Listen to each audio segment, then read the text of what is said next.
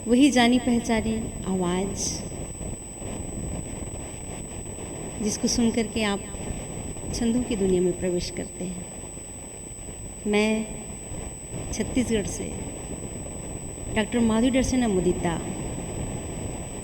पुनः आप सभी के सामने उपस्थित हूँ। आज फिर आपको एक नई दुनिया में सैर कराने के लिए आई और वो दुनिया है गीतों की दुनिया। सुनते आए हैं कर्णप्रिय गीत, हमेशा गुनगुनाते रहते हैं। अगर हमारे कान में बस जाए और हृदय से वो निकल करके जब हमारे मन से तारतम्य जोड़ लेता है तो गीत हमको बहुत अच्छा लगता है। हम दूसरे के गीत को सुनते हैं। आइए हम गीत लेखन सीखते हैं कि हमारे मनोभावों को हम कैसे व्यक्त करें। गीत क्या है, गीत की परिभाषा क्या है और गीत का लेखन कैसे करें, यह विषय आज मैं आपके सामने प्रस्तुत कर रही हूँ। गीत लेखन हम कैसे करें, पहले गीत क्या है उसको हम जान लें।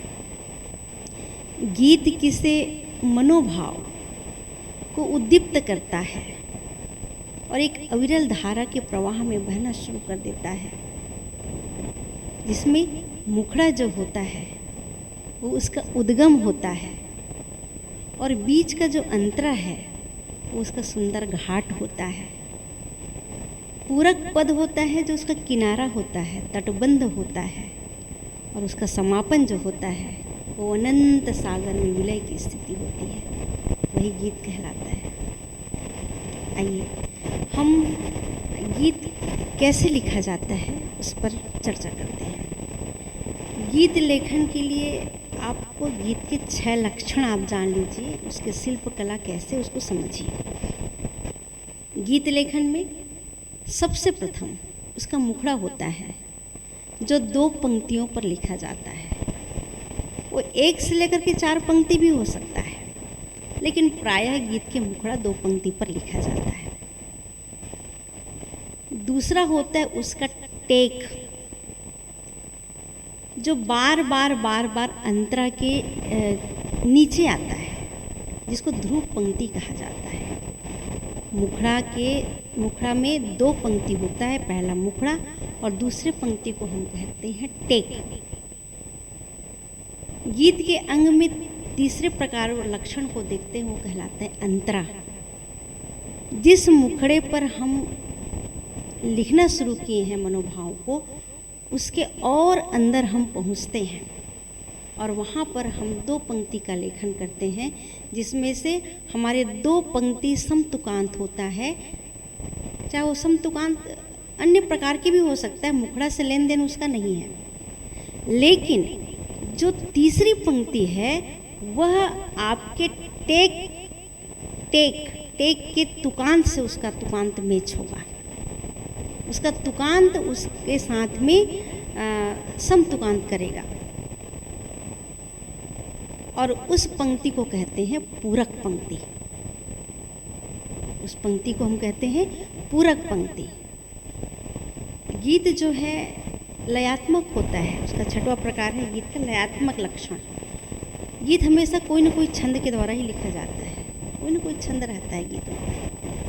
हम उस पर दूसरे छंद डालेंगे तो लय बाधित हो जाएगा, इसलिए हम गीत को उसी छंद पर, उसी विधान पर हम लिखते हैं ताकि लय बाधित ना हो। विशेष अगर हम देखें शिल्प विधान के दृष्टिकोण से तो उसका 2 लक्षण और नज़र आता है हमको। एक होता है भाव प्रवणता और दूसरा होता है लालित्यपना। जिस भाव भूमि पर हमारे गीत का उद्गम हुआ है, उसी भाव पर अंतरा भी आसपास इर्द गिर्द चक्कर लगाता रहता है। ऐसा नहीं कि केंद्र बिंदु का भाव अलग है और परिधि पर जा कर के दूसरा भाव आ गया, तो फिर आपके गीत मज़ा ही नहीं आएगा। इसलिए इस बात पर हमेशा ध्यान दें कि जिस केंद्र बिंदु पर हमारा भाव स्थिर है, उस केंद्र बिंदु पर हमारे अंतरा जो है वहाँ पर उतरने का प्रयास करेगा, डुबकी लगाने का प्रयास करेगा। और दूसरे भाग है लालित्य। इसमें हम नए बिंब डाल सकते हैं, अलंकार डाल सकते हैं, अनुप्रास अलंकार डाल सकते हैं, कई प्रकार के हम लोकोक्ति मुहावरा डाल करके भी हम उस गीत को सुंदर बना सकते हैं। ये 6 प्रकार है गीत के, 6 अंग कहना चाहिए। एक मुखड़ा, टेक, अंतरा, पूरक पंक्ति, तुकांत, लय। तो ये 6 लक्षण या 6 अंग गीतों का होता है। आज मैं जिस गीत को लेकर के आई हूँ वो गीत है पुंडरीक छंद गीत, और इसके प्रस्तारक है विलास छंद महालय के हमारे संस्थापक गुरुवर आदरणीय डॉक्टर रामनाथ साहू ननकी जी। वो प्रस्तार किए हैं पुंडरीक छंद, उसको गीत के रूप में पिरो करके हम आए हैं। विधा है गीत, वर्ग का नाम अवतारी है, वर्ग भेद है 75,025। परिचय हम आपको बता दें कि सम मात्रिक मापनी युक्त 9 प्रस्तारित छंद है, मात्रा 24 है। यति है हम निर्धारित करते हैं 16 यति 8। पदांत पर हम देखेंगे कि 2 गुरु रहना अनिवार्य है। तो आइए अवलोकन करते हैं। सिर्फ 2 मैं अंतरा लेकर के आपके सभी के सामने प्रस्तुत हो रही हूँ, और उस विधान को समझने की कोशिश कीजिए कि ध्रुव पंक्ति कौन सा है और पूरक पंक्ति कौन है। तो ध्रुव पंक्ति हम अंतरा में अगर 3 पंक्ति लिखते हैं तो 2 पंक्ति समतुकांत, और जो तीसरी पंक्ति है वही पूरक पंक्ति कहलाता है, जो मुखड़े के दूसरे पंक्ति के साथ में उसका तुकांत जो होता है मिलान करता है, वो समतुकांत होगा। इस तरह से गीत का लेखन किया जाता है। तो आइए एक गीत आप सभी के सामने प्रस्तुत कर रही हूँ, पुंडरीक छंद गीत। लीजिए, प्रस्तुत है पुंडरीक छंद गीत।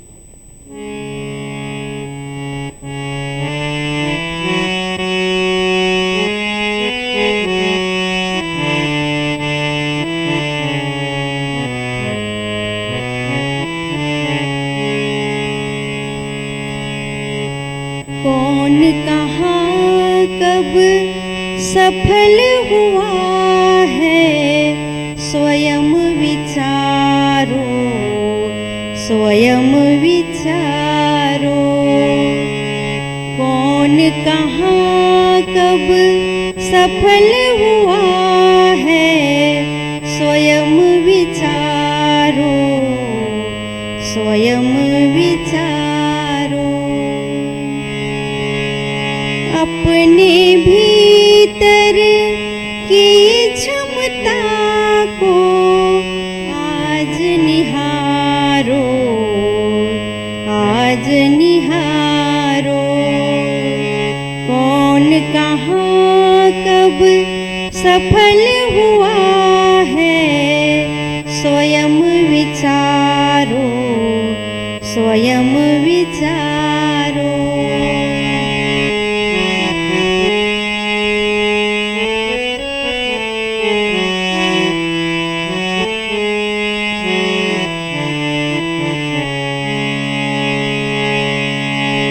पर निंदा से बचो हमेशा, करो प्रशंसा। पर निंदा से बचो हमेशा, करो प्रशंसा। नीर छीर का परम विवेकी, बन जा हंसा, बन जा हंसा। धर्मनिष्ठ हो जीवन पथ पर, रूप निखारो, रूप निखारो। अपने भीतर की क्षमता को आज निखारो, आज निहारो।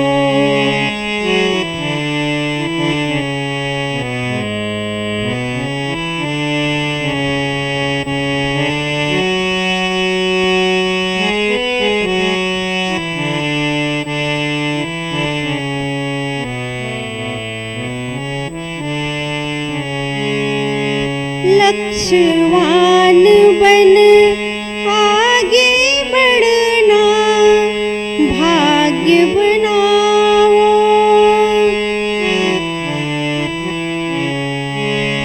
लक्ष्य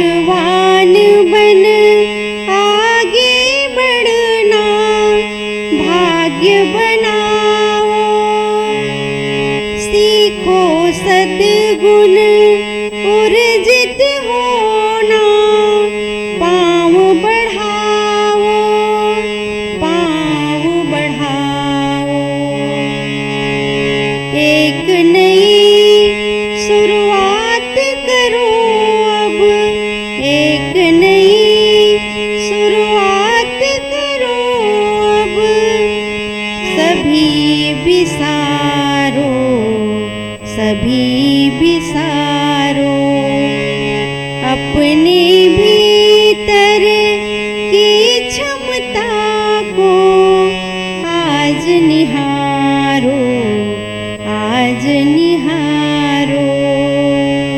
कौन कहाँ कब सफल हुआ है, स्वयं विचारो, स्वयं विचारो, स्वयं विचारो, स्वयं विचारो। तो कहने का मतलब ये है कि दो हमारा मुखड़ा, दो लाइन, पर निंदा से बचो हमेशा करो प्रशंसा, नीर क्षीर का परम विवेकी बंजा हंसा, ये दो समतुकांत हमने पंक्ति लिया। तीसरी पंक्ति को हम पूरक पंक्ति कहते हैं, धर्मनिष्ठ हो जीवन पथ पर रूप निखारो। ये कहाँ पर गया, जहाँ पे आपका टेर है, मुखड़ा का दूसरा लाइन, दूसरी पंक्ति, वहाँ पर जाकर के वो तुकांत आया है, निहारो और निखारो। उसके बाद में आपका मुखड़ा अपने भीतर की क्षमता को आज निकालो, यही टेर है आपका। तो ऐसे ही गीत का लेखन किया जाता है। समझिए, और समझ में नहीं आता तो ज़रूर पूछने का प्रयास कीजिए। हम उपस्थित हैं आप सभी के सामने में, मेरी बात को समझने की कोशिश कीजिए और पूरा सुने। और मुझे पूरा उम्मीद है कि आप मेरे चैनल को ज़रूर सब्सक्राइब करके, लाइक करके मुझे सपोर्ट करेंगे इन्हीं भावनाओं के साथ में। जय छत्तीसगढ़, जय जोहार।